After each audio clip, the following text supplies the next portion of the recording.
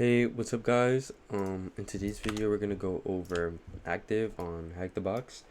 This is another Active Directory based machine that kind of goes over Active Directory, Kerberoasting, PowerShell, what you kind of been practicing lately. If you guys are wondering what list I'm going by, I'm using this track offered here at HackTheBox. It has a neat selection of boxes that are Active Directory based, from low difficulty to increased difficulty. My VAP ends in like a week and a half, so I'll decide if I have enough time to complete all of these. Realistically, probably not. I'm only gonna get probably done at least 2 more I would like. But yeah, if anyways, let's get right into the box. So a simple port scan is gonna reveal port 88 Kerberos. We're gonna have RPC, we're gonna have SMB, we're gonna have LDAP, and then we're gonna have some ports that we haven't necessarily seen, but we don't worry about these until we exhaust our enumeration on the ports that we're already familiar with. So if we now include the default scripts and the version enumeration for these services and software, we get a little bit more information, but nothing too useful as of right now. So first thing you want to do is add this to your Etsy host. Sudo mousepad Etsy host. You're gonna add this, your domain, and then put your IP next to it. Now that we have that done, we can check if RPC client has no authentication. RPC client tag N, tag U, and then the IP right here. And if we want to anon DOM users, we have access denied, so we do not have access to RPC client. And LDAP, we can do tag H, then we tag X, tag S, base naming context. This is just gonna what is it? Is it tag X and tag, no, it's tag B and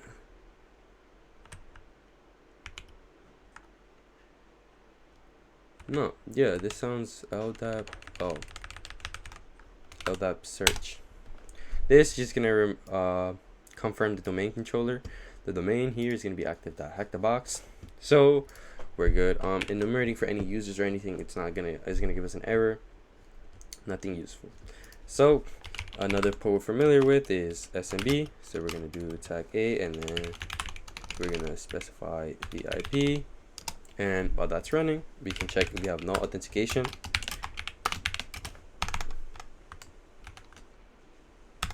Like this.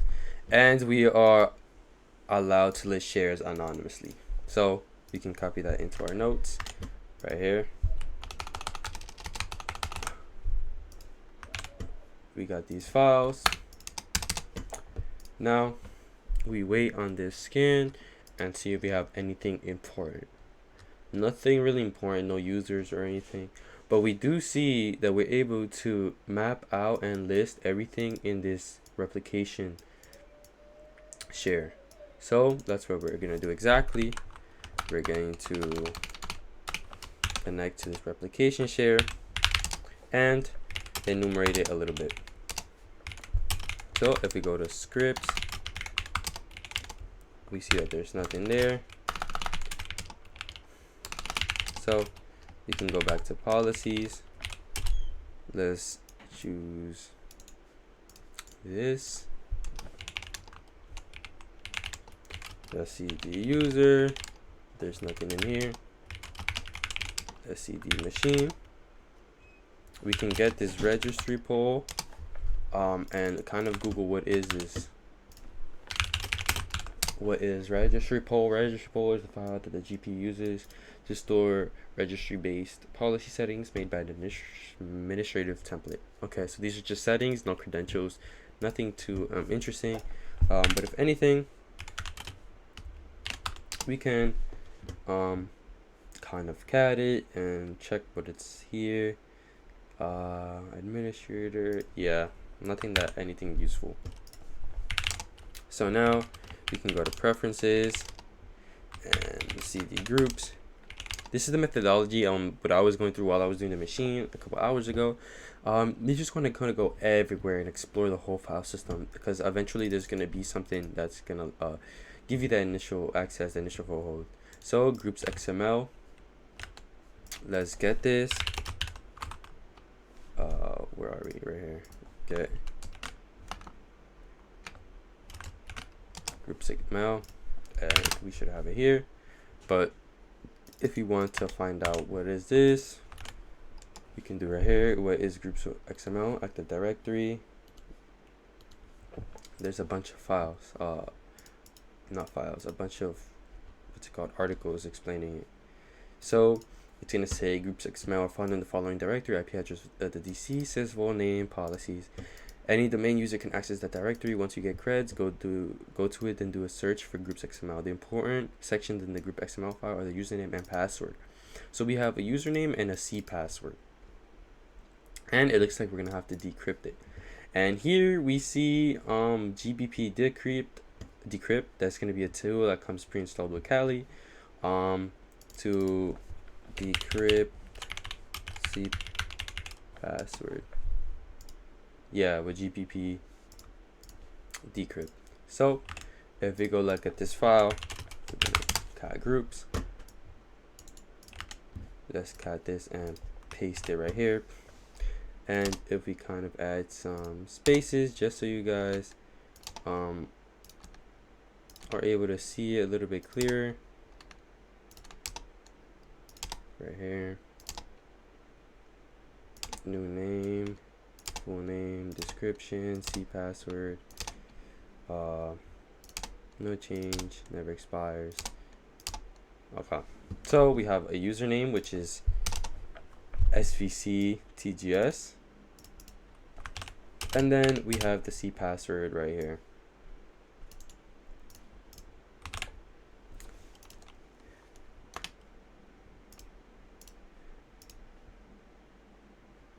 Is this part of the password? Okay.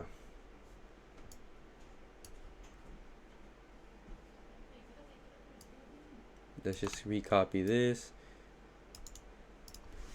And let's do that. So now that we have this password, we're gonna go GPP decrypt, and we're gonna paste this, and we get the password of GPP still standing strong 2K18. Interesting password, way better than the other passwords that we had initially in the other machines that we did.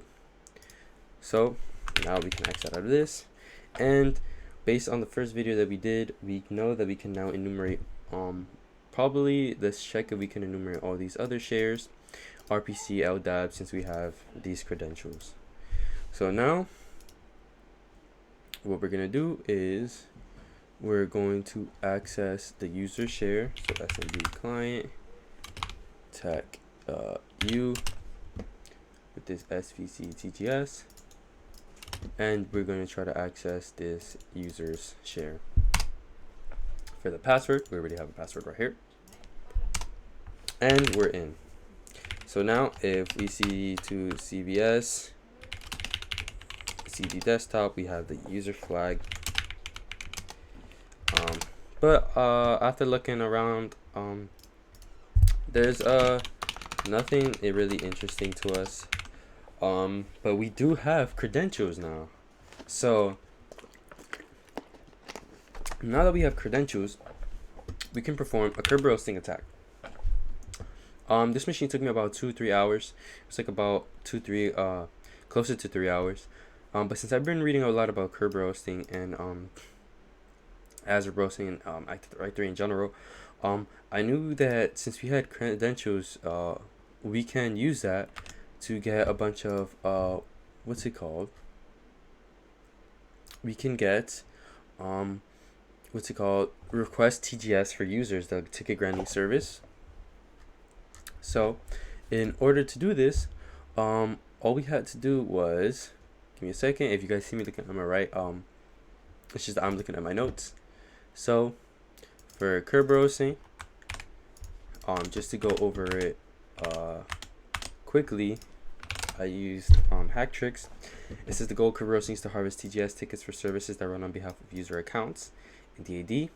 Thus, part of these secret service tickets are encrypted with keys derived from user passwords.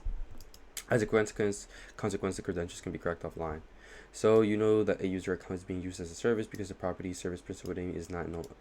So therefore, not to perform Kerberoasting, only a domain account that can request for GCS is necessary. So we already have a domain account, the SVC user. So for this, we can use get users SPN from Impacket.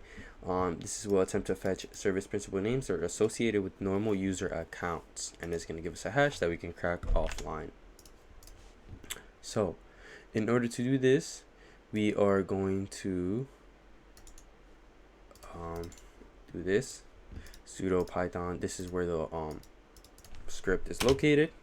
Now we're going to active specified controller svc underscore tgs. Then we're going to specify the password,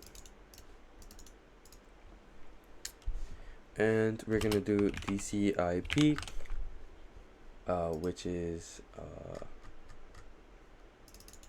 10.10.10.100, and then we're going to do request. Since we're using it with sudo privileges, yeah, everything's correct. We're gonna have to specify a password.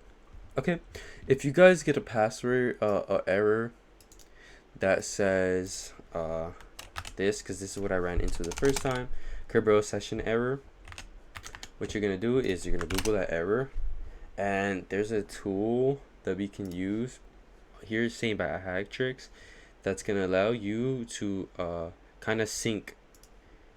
Where is it? Right here. If you find this error, is because your local time, you need to synchronize it with the host with the main controller. So you can use the tool called ntpdate. You're in the IP of the domain controller, and it will sync, and then you should be good. And then you should repeat this command, and you should have your administrative hash. So interesting. Let's put this into our notes. We're gonna have this here, and if we want to find out what mode is it to be crashed by a hashcat, we're gonna go here and hashcat examples, and we see that it's mode 1300. So let's get to that quickly, boy.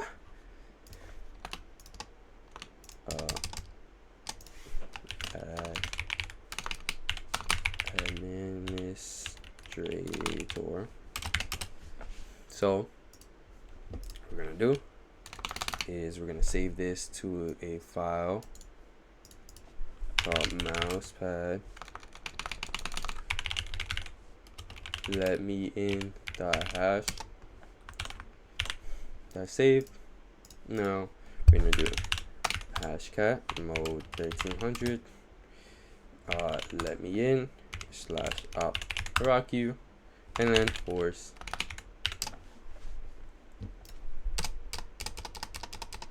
and for not too long into it. There we go. We should crack it, and the password is Ticketmaster 1968. There we go. Sorry guys, this creatine has me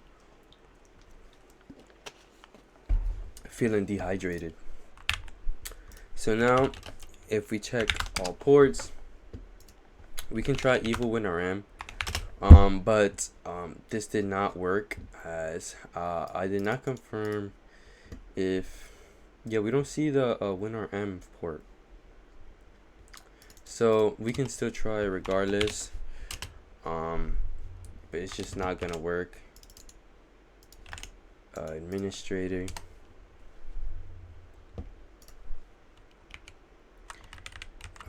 check you administrator, and then the password, but it's not going to work. Yeah, it just lingers. So if we so we also know that on Impacket there's a tool called PsExec, which is will give you an interactive shell on the Windows host. So if you want to look into this, there's this article I read right here. I have all these articles that I use in order to complete the machine on my thing. It's a portable tool from Microsoft that lets you run processes remotely using any user's credentials. It's a bit like remote access program, but instead of controlling the computer with a mouse, commands are sent via the command prompt. Okay, so let's use PsExec just how it says right here. So we're gonna do sudo python PsExec. We're gonna do active the HackTheBox administrator. Let's specify the password and the IP, and this should let us in. It creates starting up, and we see that we are system. So now if we cd here, cd users administrator desktop, we see that we have the root flag. So that's basically it for today, guys. In this video we learned kind of a little bit about the GPP group policy. What is it? What was the actual name of it? GPP group.xml, the group policy template, group policy preferences right here. We learned that there's credentials stored there.